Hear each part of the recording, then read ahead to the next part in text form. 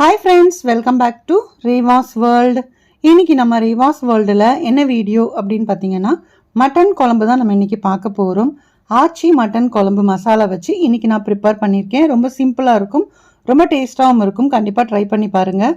இப்போ ஃபஸ்ட்டு ஒரு குக்கரில் ஒரு 1/2 கிலோ அளவுக்கு மட்டனை நல்லா வாஷ் பண்ணி எடுத்துக்கோங்க. கொஞ்சமாக மஞ்சள் தூள், கொஞ்சம் உப்பு சேர்த்துக்கோங்க. ஏன்னா நம்ம ஃபஸ்ட்டில் உப்பு போடலை அப்படின்னா அந்த கறியில் உப்பு பிடிக்காமல் இருக்கும். ஸோ அதனால் நான் கொஞ்சமாக உப்பு போட்டுக்கிறேன். போட்டுட்டு இப்போ குக்கரை நம்ம க்ளோஸ் பண்ணிவிட்டு ஒரு 4லேருந்து 5 விசில் நம்ம வச்சு எடுத்துக்கிட்டோம் அப்படின்னா ஓரளவுக்கு மட்டன் நல்லா வெந்து வந்துடும். ஸோ மட்டன் ரொம்ப சின்ன சின்னதாக நம்ம கட் பண்ணியிருக்கோம் அப்படின்னா சீக்கிரமாக வெந்துடும். ரொம்ப பெரிய பெரிய பீஸாக இருந்துச்சு அப்படின்னா கொஞ்சம் டைம் ஆகும். அது மட்டும் நீங்கள் பார்த்துக்கோங்க. ஃபஸ்ட்டு நான் குக்கரில் ஒரு 5 விசில் வச்சு நான் இப்போ எடுத்துக்கிட்டேன். ஸோ நம்ம மறுபடியும் வேக வைக்க போகிறோம் அப்படிங்கிறதுனால ஓரளவுக்கு இந்த அளவு எடுத்துக்கிட்டால் கரெக்டாக இருக்கும். இப்போ நான் வாங்கின மட்டன் பார்த்திங்க அப்படின்னா நல்லா வெந்துருச்சு. ஸோ அதனால் ஃபைனலாக இது பார்த்திங்க அப்படின்னா சூப்பராக வெந்து வந்துருச்சு. நம்ம அது தனியாக எடுத்து வச்சுக்கலாம்.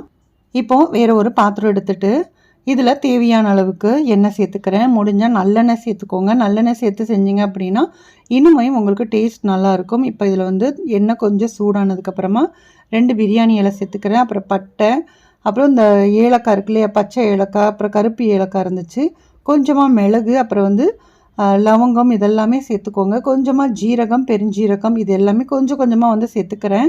ஸோ இது மாதிரி சேர்க்கும் போது இன்னும் நல்லா உங்களுக்கு டேஸ்ட் ரொம்ப நல்லாயிருக்கும். இந்த பொடியாக போடுறதோட இந்த மாதிரி ஹோல் மசாலாவாக நம்ம போடும்போது அதோட டேஸ்ட் நல்லாயிருக்கும். ஸோ இப்போ இது எல்லாமே லைட்டாக பொரிஞ்சு வரட்டும். பொரிஞ்சு வந்ததுக்கப்புறமா இதில் வெங்காயம் சேர்த்துக்கோங்க.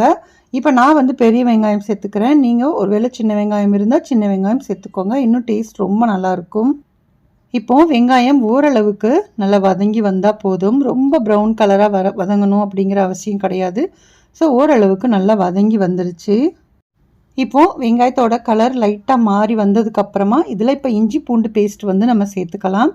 இஞ்சி பூண்டு பேஸ்ட்டோட அளவு பார்த்திங்க அப்படின்னா ஒரு 3 டீஸ்பூன் அளவுக்கு சேர்த்துக்கிட்டால் போதும். ரொம்ப நல்லா உங்களுக்கு பூண்டோட அளவு ஜாஸ்தியாகவும் இஞ்சியோட அளவு கொஞ்சம் கம்மியாக சேர்த்துக்கோங்க. ஸோ அப்படி சேர்த்திங்க அப்படின்னா அந்த இஞ்சி பூண்டோட வாசனை ரொம்ப நல்லாயிருக்கும். ஏன்னா சில நேரங்களில் இஞ்சி அதிகமாக சேர்த்தோம் அப்படின்னா அந்த டேஸ்ட் நல்லா இருக்காது. அதனால் பார்த்துக்கோங்க.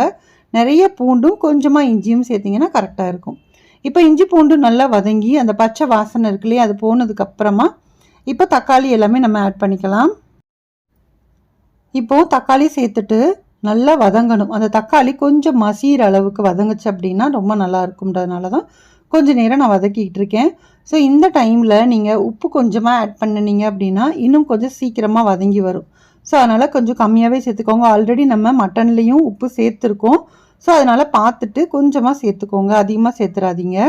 ஸோ இப்போ இது கொஞ்சம் சேர்த்ததுனால சீக்கிரமாக வதங்கிடும்.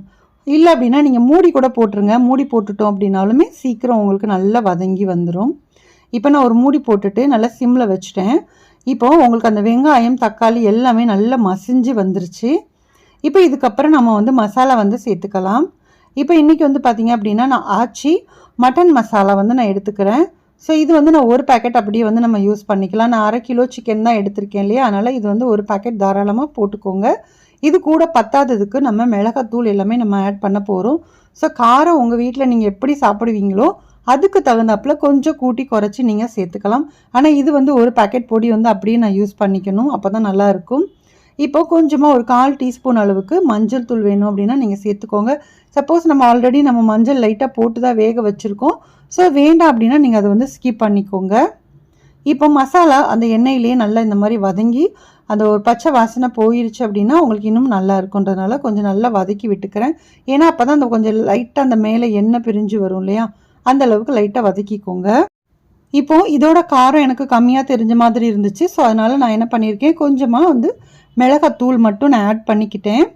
ஸோ மிளகாத்தூள் ஆட் பண்ணிவிட்டு நல்லா மிக்ஸ் பண்ணி விட்டுடலாம். மிக்ஸ் பண்ணி விட்டதுக்கப்புறமா இப்போ ஆல்ரெடி நம்ம வேக வச்சு எடுத்து வச்சுருக்கோம் இல்லையா மட்டன் ஸோ இப்போ அதை நம்ம இதில் சேர்த்துக்கலாம். மட்டனில் ஆல்ரெடி நிறையவே தண்ணி இருக்குது, அதனால் பார்த்துட்டு சேர்த்துக்கோங்க. நீங்கள் கிரேவியாக செய்கிறீங்க அப்படின்னா தண்ணி எதுவுமே ஆட் பண்ண வேண்டாம். நான் இன்றைக்கி குழம்பு தான் செய்ய போகிறேன். ஸோ ஓரளவுக்கு குழம்பு கொஞ்சம் தண்ணியாக வச்சேன் அப்படின்னா எனக்கு 2 டைமுக்காக நான் வைக்கிறேன். ஸோ அதனால் நான் கொஞ்சம் தண்ணியுமே ஆட் பண்ண போகிறேன். இது கூட தேங்காய் வேணும் அப்படின்னா ஆப்ஷனல் தான் உங்களுக்கு. தேங்காய் சேர்ப்பீங்கன்னா நீங்கள் தேங்காய் சேர்த்துக்கோங்க. நான் எப்பயுமே கொஞ்சம் தேங்காய் சேர்த்து வைப்பேன். ஸோ ஒரே ஒரு பத்த தேங்காய் தான் எடுத்துக்கிறேன். இது கூட நான் எதுவுமே ஆட் பண்ணலை. ஏன்னா ஜீரகம் அந்த மாதிரி எதுவுமே நான் ஆட் பண்ணல. வெறும் தேங்காய் மட்டும் நல்லா ஃபைன் பேஸ்ட்டாக அரைச்சிட்டு இப்போ இது கூடயே நான் ஆட் பண்ணிட்டேன். ஏன்னா ஆல்ரெடி நமக்கு வந்து மட்டன் வெந்துருச்சு. 90%க்கு மேலேயே வந்து உங்களுக்கு நல்ல மட்டன் வெந்து வந்துருச்சு. ஸோ அதுக்கப்புறம் நம்ம இன்னும் ரொம்ப நேரம் வேக வைக்கக்கூடாது இல்லையா? அதனால தான் நான் இந்த டைம்லேயே தேங்காய், இதோட காரம் எல்லாம் செக் பண்ணிவிட்டேன், உப்பு செக் பண்ணிவிட்டு மறுபடியும் உப்பு எல்லாமே ஆட் பண்ணிட்டேன். ஸோ இதுக்கப்புறம் கொஞ்சமாக வந்து மல்லி இலை, புதினா இது ரெண்டையுமே கொஞ்சமாக ஆட் பண்ணிக்கோங்க. ஆட் பண்ணிவிட்டு நல்லா மிக்ஸ் பண்ணிவிட்டு மறுபடியும் நல்லா ஒரு மூடி போட்டுட்டு நல்லா வேக வச்சுக்கோங்க. மறுபடியும் ஒரு 10 நிமிஷம் போல் வேக வச்சிட்டிங்க அப்படின்னா சூப்பரான ஆச்சி மட்டன் குழம்பு வந்து ரெடி ஆயிரும். இப்போ நான் மறுபடியும் மூடி போட்டு வச்சுருக்கேன். ஸோ இதை வந்து சிம்மில் வச்சுக்கோங்க. ஏன்னா ஃபாஸ்ட்டாக வச்சிங்க அப்படின்னா தண்ணி ஃபுல்லாக அப்சர்வ் ஆகிட்டு உங்களுக்கு அந்த மட்டன் வந்து ரொம்ப தண்ணியே இல்லாத மாதிரி ஆயிரும். ஸோ அந்த குழம்புலாம் வைக்கிறீங்க அப்படின்னா கொஞ்சம் சிம்மில் வச்சு பொறுமையாக செஞ்சோம் அப்படின்னா அந்த மட்டன் நல்லா வெந்தும் வரும். அதே சமயம் அந்த மட்டனில் அந்த டேஸ்ட்டும் வந்து உங்களுக்கு கிடைக்கும். அப்போ தான் அதனால தான் நான் ஒரு 10 நிமிஷத்துக்கு மேலேயே வந்து நான் சிம்மில் வச்சு விட்டுட்டேன். ஸோ ஓரளவுக்கு நல்லாவே உங்களுக்கு வாசனை பார்த்திங்க அப்படின்னா நல்லா கமன்னு வந்துட்டுருக்கு. ஸோ காரம் எல்லாமே நல்லாவே இருக்குது, சூப்பராக இருந்துச்சு.